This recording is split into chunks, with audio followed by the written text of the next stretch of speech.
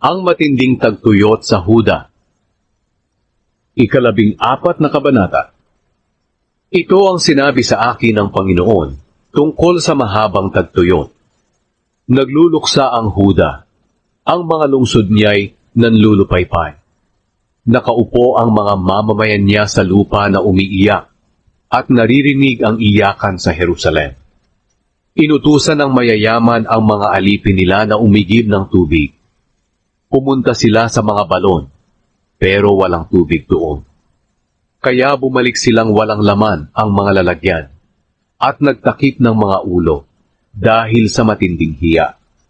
Nabitak ang lupa dahil walang ulan. At dahil sa hinagpis, tinakpan ng mga magbubukid ang mga ulo nila. Kahit ang usa ay iniwanan ang anak niya, nakasisilang pa lang, dahil wala ng sariwang damo. Ang mga asnong gubat ay tumatayo sa mga buron at humihingal na parang asong gubat. Nanlalabo na ang kanilang paningin dahil sa kawalan ng pagkain. Sinabi ng mga tao, "O Panginoon, nagkasala po kami sa inyo. Palagi kaming lumalayo sa inyo kaya dapat lang kaming parusahan. Pero tulungan niyo po kami ngayon, alang-alang sa karangalan ng pangalan ninyo.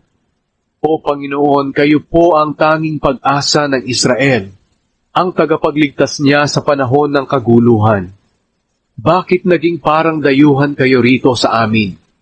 Bakit po kayo parang manlalakbay na tumitigil lang ng isang gabi sa bansa namin? Katulad rin po ba kayo ng taong walang magagawa at sundalong walang kakayahang magligtas? Kasama namin kayo, O Panginoon, at kami ay inyong mga mamamayan. Kaya huwag niyo po kaming pababayaan." Ito ang sagot ng Panginoon sa mga tao. Talagang gusto na ninyong lumayo sa akin. Ang sarili lang ninyong kagustuhan ang inyong sinusunod. Kaya ayaw ko na kayong tanggapin bilang aking mga mamamayan. Hindi ko makakalimutan ang kasamaan ninyo at parurusahan ko kayo. Pagkatapos sinabi sa akin ng Panginoon, "Huwag kang mananalangin para sa kabutihan ng mga taong ito. Kahit mag-ayuno pa sila, hindi ko diringgin ang paghingi nila ng tulong sa akin. Kahit na maghandog pa sila ng mga handog na sinusunog at handog na pagpaparangal sa akin, hindi ko iyon tatanggapin. Sa halip papatayin ko sila sa pamamagitan ng digmaan, gutom at salot." Pero sinabi ko, "O Panginoong Diyos, alam niyo po na laging sinasabi sa kanila ng mga propeta na wala raw digmaan o taggutom na darating, dahil sinabi niyo raw na bibigyan niyo sila ng kapayapaan sa bansa nila." Sumagot ang Panginoon, "Ang mga propetang iyan ay nanghuhula ng kasinungalingan sa pangalan ko. Hindi ko sila sinugo, at hindi ako nagsalita sa kanila. Hindi galing sa akin ang mga pangitaing sinasabi nila sa inyo. Walang kabuluhan at mga kathang isip lang ang mga inihuhula nila. Kaya ako ang Panginoon ay nagsasabing, parurusahan ko ang mga sinungaling na propetang iyan. Nagsasalita sila sa pangalan ko, kahit na hindi ko sila sinugo. Sinasabi nilang walang darating na digmaan o tagutom sa bansang ito. Pero sa digmaan at tagutom sila mapapahamak. At tungkol naman sa mga taong naniniwala sa sinabi nila, ang mga bangkay nila'y itatapon sa mga lansangan ng Jerusalem. Mamamatay sila sa digmaan at tagutom. Walang maglilibing sa kanila, sa mga asawa nila, at sa mga anak nila. Papatawan ko sila ng parusang nararapat sa kanila. Jeremias, sabihin mo ito sa mga tao.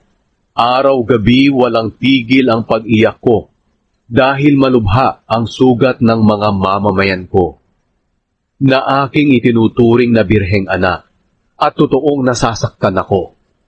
Kung pupunta ako sa mga bukid at lungsod, nakikita ko ang mga bangkay ng mga namatay sa digmaan at taggutom.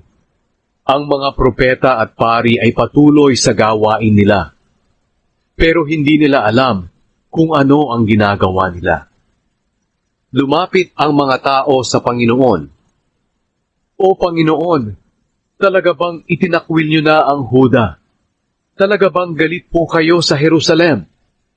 Bakit niyo po kami pinarusahan ng ganito? At parang wala na kaming pag-asang gumaling. Umasa po kaming bibigyan niyo kami ng kapayapaan, pero hindi naman ito dumating. Umasa po kaming mapapabuti ang kalagayan namin, pero takot ang dumating sa amin. O Panginoon, kinikilala namin ang kasamaan namin, pati ang kasalanan ng mga ninuno namin. Nagkasala po kami sa inyo. Huwag niyo po kaming itakwil, alang-alang sa karangalan ng pangalan ninyo. Huwag niyo pong ilagay sa kahihiyan ang marangal niyong trono. Alalahanin niyo po ang kasunduan niyo sa amin. Naway huwag niyo itong sirain. Wala ni isang walang kwentang mga Diyos-Diyosa ng mga bansa ang makapagpapaulan o makapagpapaambon. Kahit ang langit mismo ay hindi makapagpapaulan. Kayo lang, Panginoon na aming Diyos, ang tanging makakagawa nito. Kaya sa inyo po kami nagtitiwala.